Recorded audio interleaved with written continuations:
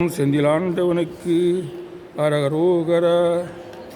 இயலிசையில் உஜித வஞ்சி கயர்வாகி இரவு பகல் மனது சிந்தித்து உழலாதே உயர் கருணை புரியும் இன்ப கடல் மூழ்கி உனையனதுள் அறியும் அன்பை தருவாயே.